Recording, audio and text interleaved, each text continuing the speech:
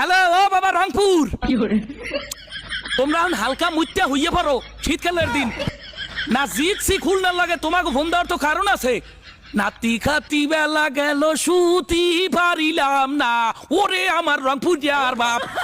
না তোমরা তো মতো নাই আগো নাই, একদম না গিয়ে নাম উঠতে চাপিয়ে বইয়ে রইলিয়া দোয়া করছো যেন খুলনার সাথে বরিশাল হারিয়ে যায়। কিন্তু তোমাকে দোয়া তো কাজে লাগে নাই, তোমাকে দোয়া কোনো কাজে লাগে নাই।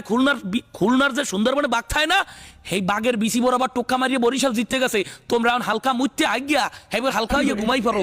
শোনো, বরিশালের লঞ্চের একটা ডেউ যদি ওঠে, অলরেডি আজকের খুলনার সুন্দরবনে বাঘ যায় আনলে সব ভাষ্য বঙ্গোপসাগরে পড়ছে, বান্দরকাটা গাছের মাথায় ঝুলিয়ে রয়েছে।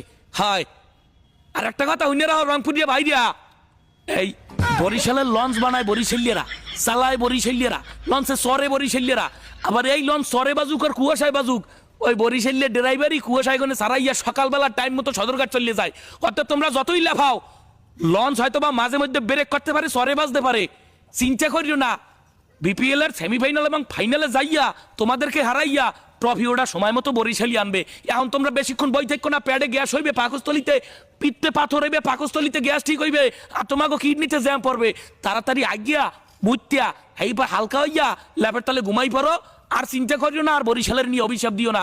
হগুনের দোয়ায় কিন্তু গরু মরে না।